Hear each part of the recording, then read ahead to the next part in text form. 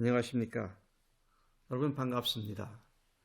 저는 구멍난 복음을 키워라 라는 책을 쓴 저자 박영철 목사입니다. 저는 신학교 교수 생활을 40년을 했습니다. 전도학을 위시한 실천신학 과목들을 주로 가르쳤습니다. 특별히 복음을 전하는 전도에 있어서 복음을 들은 사람들의 삶이 복음에 걸맞게 온전하게 변화되지 않는 문제 때문에 신학교 교수 생활 내내 고민을 했던 사람입니다. 그런데 어느 날 하나님께서 저에게 복음 메시지에, 그동안 우리가 사랑하고 전했던 복음 메시지에 구멍들이 있음을 보여주셨습니다.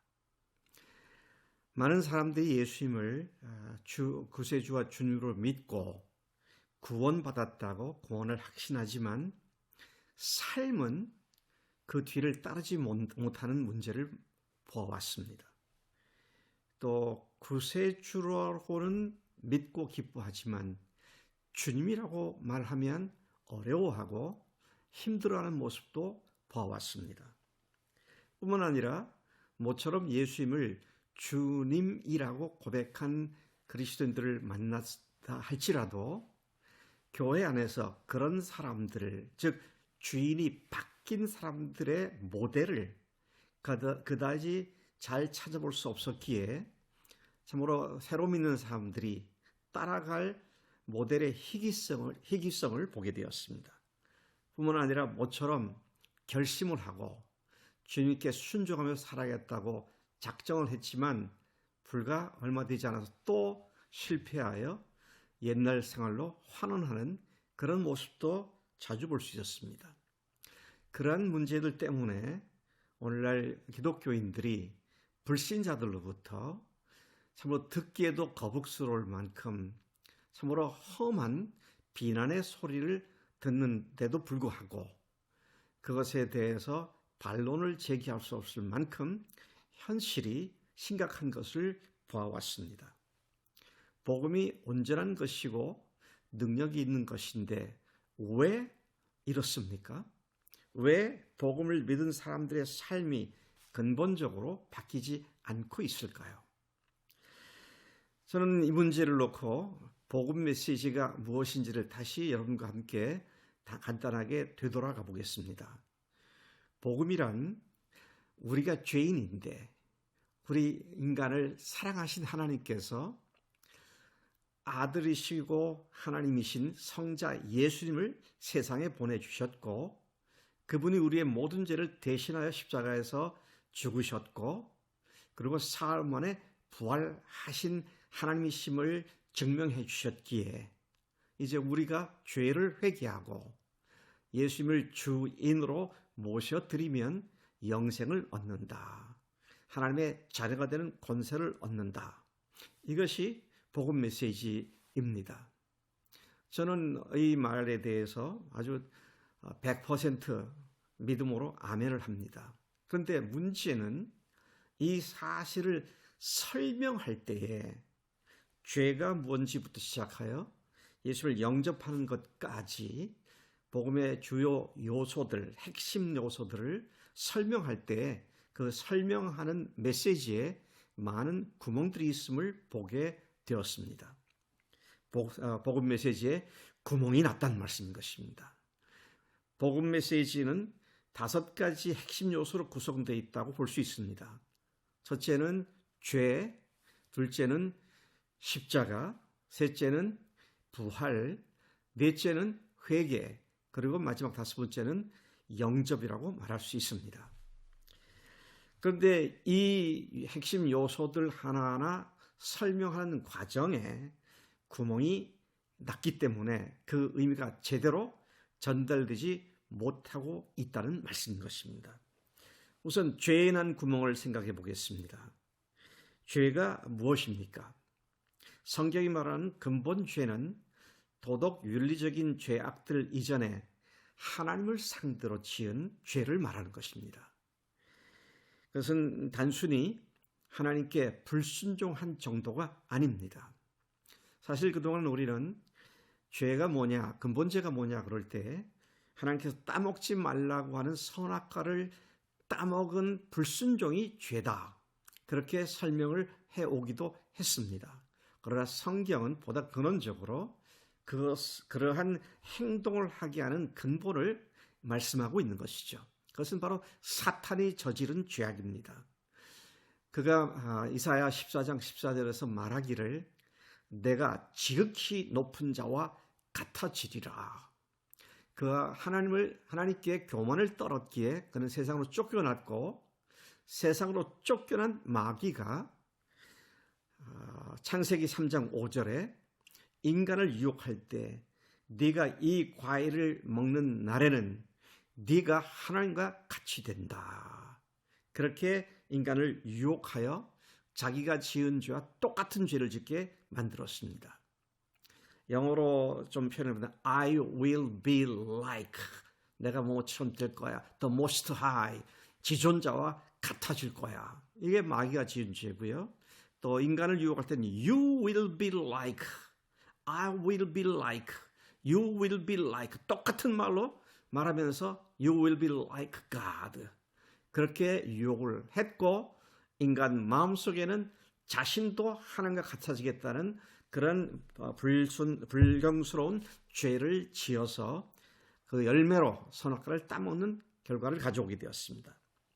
죄란, 특히 근본 죄란 자기가 하나님 자리에 올라가 자기 마음대로, 자기 생각대로, 자기 뜻대로, 자기 계획대로, 자기 느낌대로, 자기 좋은 대로 살아가는 것을 근본 죄라고 성경은 말하고 있습니다.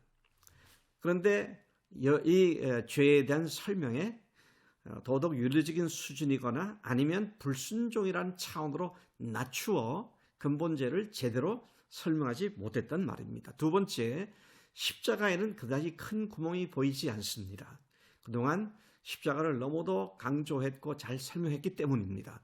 그러나 아쉬운 것은 단번에 모든 죄를 완전히 영원히 사해 주신 십자가의 능력의 피가 예수님을 믿고 난 뒤에 지은 죄나 또는 믿기 전에 지었다 할지라도 자기 양심에 크게 거리낌이 되는 죄를 다시 생각하면 또다시 그 죄로부터 자유로워지지 못하는 그런 문제로 계속 걸려 넘어지는 상태로 남아있는 것이 아쉬움으로 다가오고 있습니다. 그런가 하면 부활에 난 구멍은 가장 큰 구멍입니다. 왜냐하면 부활은 복음의 핵심인데 십자가와 부활 이 두 가지가 복음의 핵심인데 그동안 부활은 십자가의 곁다리로 붙어 다니는 보조적인 것 정도로는 생각을 해왔기 때문입니다. 예수님의 십자가가 하나님의 십자가로서 우리들의 죄를 완전히 영원히 사해 주셨다는 사실을 부활로 증명해 주셨을 뿐만 아니라 부활로 말미암아 우리는 예수님과 함께 십자가에 죽은 자가 되었고 부활로 말미암아 예수님과 함께 새 생명으로 태어난 자가 되었다.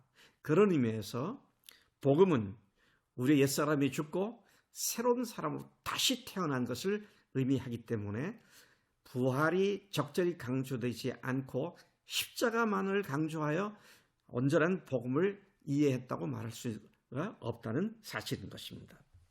또 그런가 하면 첫 번째 죄의 구멍이 나니까 네 번째 요소가 되는 회개에도 문제가 발생을 했습니다.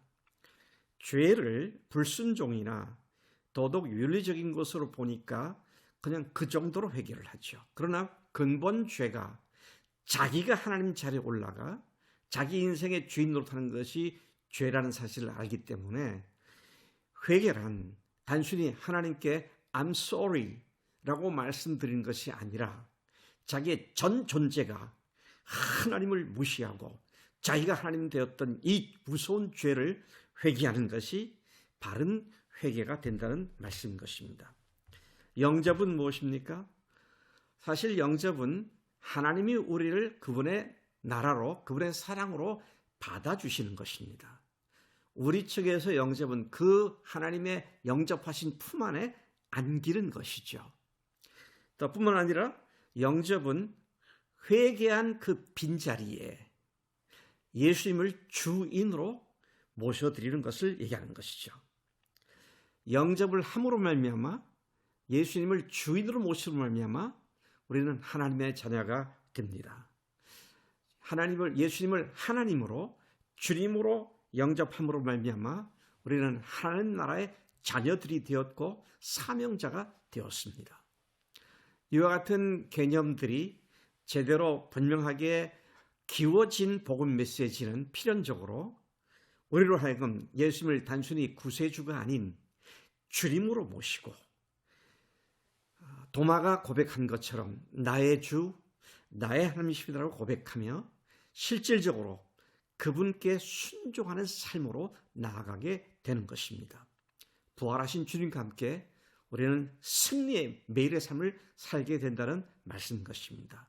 이제 이 기워진 복음을 위하여 앞으로 6번에 걸쳐서 여러분들에게 한 요소 한 요소 말씀을 드리겠습니다.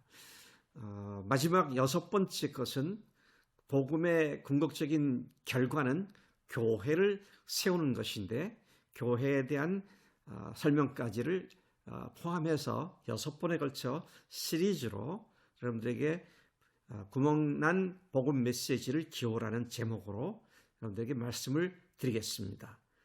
앞으로 자주 뵙겠습니다. 감사합니다.